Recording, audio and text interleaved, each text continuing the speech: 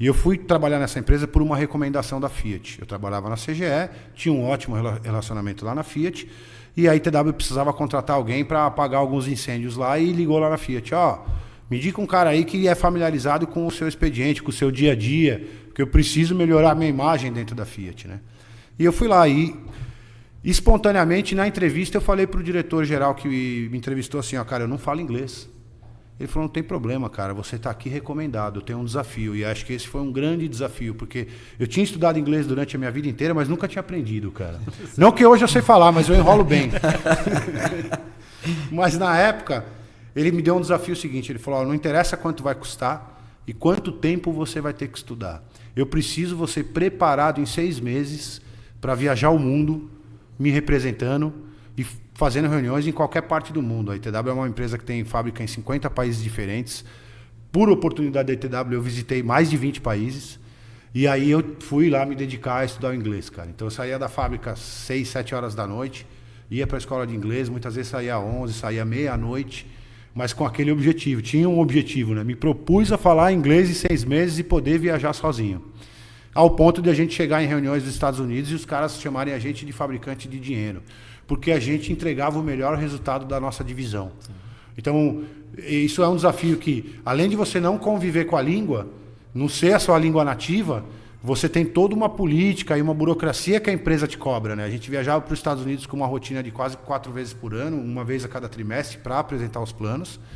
E aí, na primeira reunião, você entra suando, né, cara? Você tá com o seu melhor terno, com a sua melhor gravata, não sabe nem o que vai falar. E aí, quando você vê que é tranquilo, porque aquilo que você está falando é um assunto que você domina, nos próximos passos isso começa a ser de uma forma mais suave, né? Então, acho que um grande desafio foi isso. Chegar num gigante americano, sem falar inglês, e ter que me desenvolver, além da cultura empresarial, também dentro da língua. Porque muitas vezes aqui no Brasil mesmo a gente tinha que se conversar em inglês. Sim. Então isso era um desafio que para mim era bastante grande, mas ele acabou sendo proveitoso. Porque recentemente, como a gente sabe, na semana passada eu estive lá na Alemanha fazendo a feira com a Marília, e hoje eu tenho 0 trava com inglês, talvez eu nem falo o melhor inglês do mundo e nem tenho esse objetivo, mas eu me faço entender, eu consigo comunicar, consigo apresentar a empresa, faço reuniões de negócio, eu acho que isso é o suficiente para que a gente consiga desenvolver mercado. Mas você vê que é interessante, perante um desafio, você tinha 2 possibilidades, né? De avançar ou recuar. Exato. Você falou, não, eu vou para cima. Eu vou encarar isso, cara, exatamente. E é isso que trouxe você no posicionamento que você ocupa dentro de uma Marília, né? Uma empresa tão forte de mercado. E tá aí talvez a grande chave, né? Os desafios, eu costumo dizer, os desafios eles são diários, óbvio, todo dia a gente tem desafios, mas eu costumo dizer assim, que a minha maior motivação é a minha necessidade, né? Então você pegou esse gancho aí, preciso falar inglês, e foi para cima e realmente, isso é sucesso, né? Exatamente. É você se propor e realmente ir lá e entregar. Transformou o problema em oportunidade. Em oportunidade. A gente, é uma conversa que eu tenho com a minha mulher praticamente diária, né? A gente tem o que a gente chama de melhor networking do dia, né?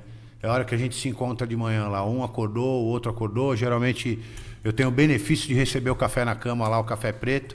E a gente tem essa brincadeira, né? Hoje ela tem uma determinada dificuldade com o inglês e a gente traçou esse plano.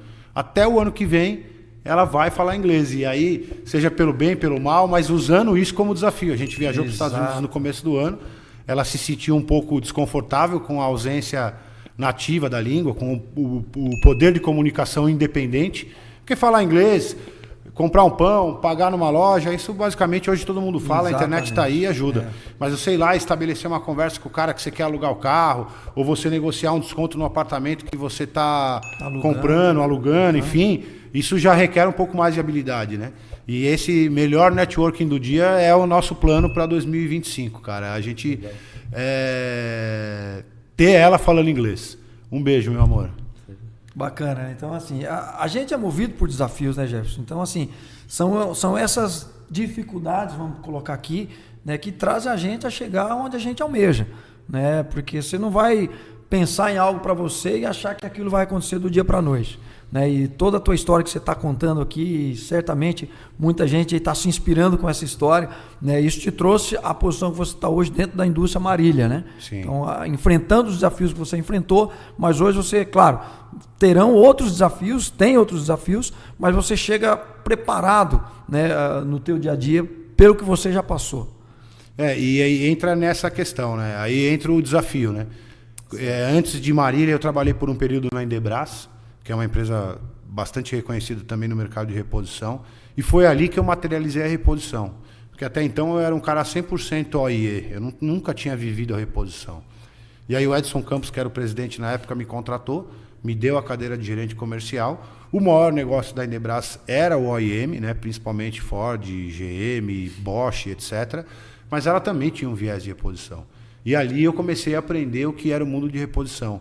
Entender as negociações, entender a dinâmica de cada distribuidor, o porquê que o cara trabalha com determinada linha e não trabalha com a outra, entender a questão de você desenvolver portfólio, porque o cara quer trabalhar a sua marca, mas ele precisa que você tenha um portfólio completo, porque senão não justifica ele e você como distribuidor. Para atender o mercado. Exatamente. Né? Então ali foi um outro grande desafio da minha vida, que foi aprender a reposição.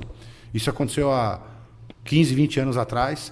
Foi um desafio bastante complexo, porque eu tinha aquele padrão montador, o cara de terninho e gravata, e na reposição isso nem é bem visto. Você chega de terno e gravata, o cara fala, puta, chegou mais uma almofadinha aí, cara. Esse cara não sabe o que tá falando. Coitado desse cara, quantos motores de partida esse cara desmontou, né? Exato. Ou quantos relés, ou quantos sensores de temperatura. Muda até a linguagem, né? Exatamente. Então aí a gente começou a fazer o trabalho camaleão.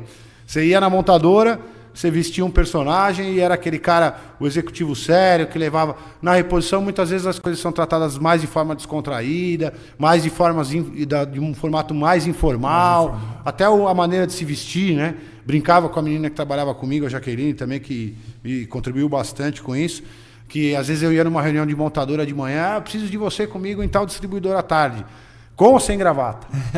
Porque o com ou sem gravata já dizia qual era o estilo da reunião, né? Exato, se era um cliente grande, que isso não incomodava, tudo bem. Mas tem clientes que você chegar de gravata lá, só isso já incomodava, inibe, né? O cara, inibia Exato. O cara de abrir muitas coisas que, se você chegasse num formato mais informal, traziam muitos mais benefícios. Importante dizer que a informalidade não quer dizer relaxo, né? Sim, exatamente. A informalidade é só a forma como o mercado trata. Exato. E eu acho muito mais gostoso e mais proveitoso o mercado de reposição hoje do que o mercado de OIE. O próprio mercado de OIE ele se reformulou. Hoje na montadora não usa mais gravata, o comprador da montadora já usa camisa polo.